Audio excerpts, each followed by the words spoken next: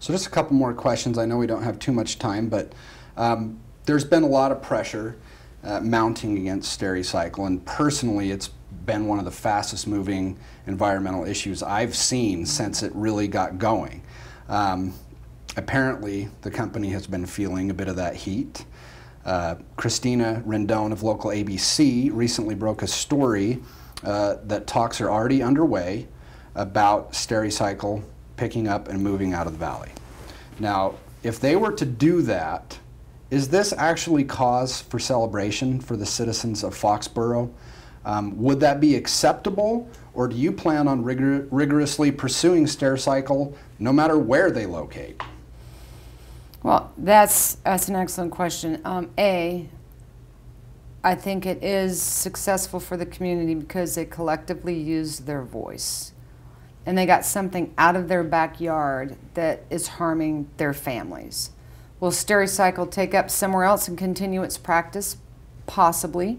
Should we look at a larger corporate level, and now that their shareholders are obviously going to know something's going on, demand of this company to change? Are those shareholders, who is the public, going to keep them in check? Possibly. I think that they should.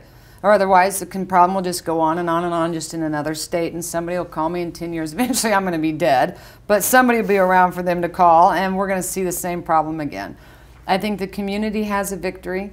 I think that we have to go in and make certain and look at what injuries may or may not exist, and then a legal decision has to be made how to make them whole again, if that's possible, and to have, you know, I don't use the word regulations, because we set all these rules and regulations and nobody enforces them.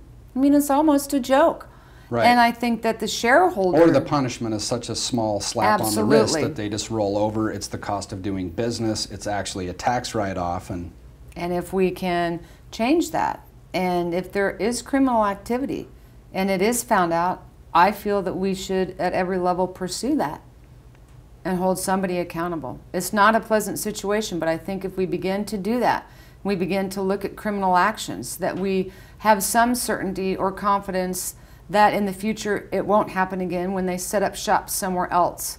The community has them out, and then they can begin to restore their health and life and welfare.